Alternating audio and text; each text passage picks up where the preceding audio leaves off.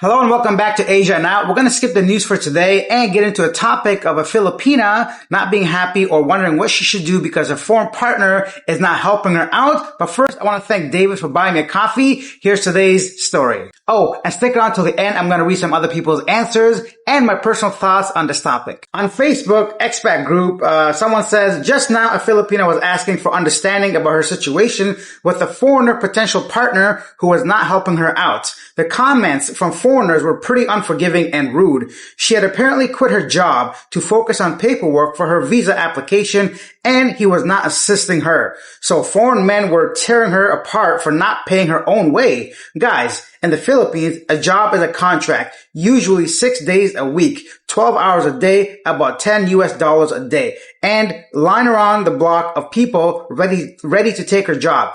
Imagine if you couldn't go to the bank or post office or social security office or DMV because your boss said nope. You stay here 9 to 5, Monday to Friday until it's a holiday. And of course, nothing is open, right? She quit her job because she wants to go get the hella hard paperwork done. You guys know the stuff. Driving takes all day. Line takes all day. Paperwork is never ending. What job would allow her to do that? So she quit and her man said, do it. But then didn't send her any support. You guys are ripping her simply because she is trying to attempt a better opportunity at life with a guy who doesn't understand her situation, probably doesn't understand the culture, the way of life, the hardships of life in the Philippines. She is apparently willing to put up with a cheap, uncaring asshat, similar to probably quite a few of the foreigners replying so negatively to her post. I have no doubt it's a rampant disease. Try to be more understanding if possible. And if you have to be rude or mean or stupid, try biting your tongue and reading another post about politics or something. So much to go through here. First, let's dive straight into some of the comments and response before I share mine. Someone says, nope, come on, it's 2024 now. Online jobs is waiving. Applying for visa should not be a reason to quit her job and depend on his man that she is not even married yet. No, we didn't say rude things. We just stated the facts. I'm a Filipina and I don't know what culture you're talking about. If there's a will, there's a way. Lazy people don't want to have some hardship, sacrifices, and a little effort at a time. Quitting job to apply for K1 visa is a little dramatic. Love is love. They need to agree on one thing. If they don't, then it won't work. Honestly, I want to hear this man's point of view. Don't hate both sides, just telling the truth. So apparently it can't be done. This woman's done it, and we do have to hear the man's side, right? This is just a woman's post on social media. We don't really know what the agreement was, and we can't really judge people based on a one-sided story, but we do have to take everything she says at face value. Let's just assume everything the woman said was correct, and that's why she was upset about it. But I'll tell you guys what I think in a second. Let's read another comment first. Another girl says, thank you for your empathy, but I will tell you what I did more than 10 years ago. I did not quit my job in Manila, and I'm about to go back to a job in Dubai that was waiting for me more than a year. Number one, Cinemar and birth certificate at that time was not available to request online, so what I did was paid someone to get it for me like a travel agent in the mall.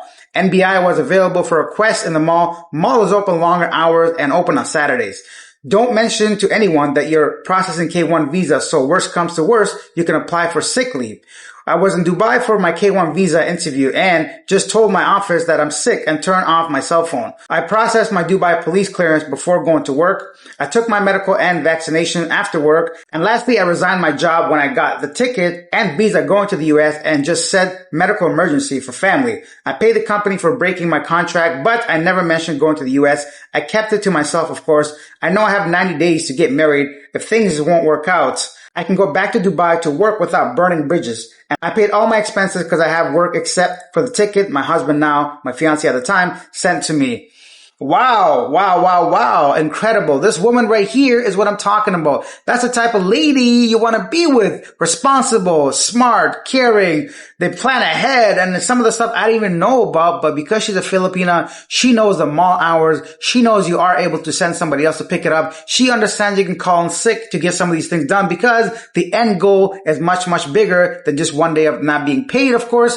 I'm not going to say it's always going to be perfect and every single person's job is going to have these luxuries luxuries of being able to do so, but she went through 8 points of what she did in order to get to the US with having a job in Dubai. I think that's like wonderful. That right there is a sense of someone that wants something, that has a goal, and just works hard to get it. And I think her husband was, or now husband, was probably very understanding and appreciative of how hard she had to work to get to the US. Someone else, also a female, says, why does it matter if some Filipino women decide to suck it up and be used as an object because they believe that foreigners are the ticket out of poverty? If some of these foreign men can't afford to provide and are complaining, then please, you are welcome to go back to your country and then never get yourself involved with a Filipina. Some of you are complaining about this and that to Filipinas, and yet some of you are here. If you are not happy, then go home.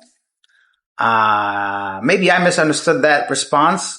I'm not really sure what all that means. Let's get a man's perspective. Someone says, not sure what visa is being applied for, but if there's a fiancé visa, the burden of paperwork is on the American who filed for the visa. The Filipina has to get the police clearance, needs to do the test at St. Luke's and take a short class, all at the end of the process. If the guy told her to quit her job, he should help out. Otherwise, it's ridiculous that she would quit her job for a process that takes months. My wife worked full-time and managed to get this done.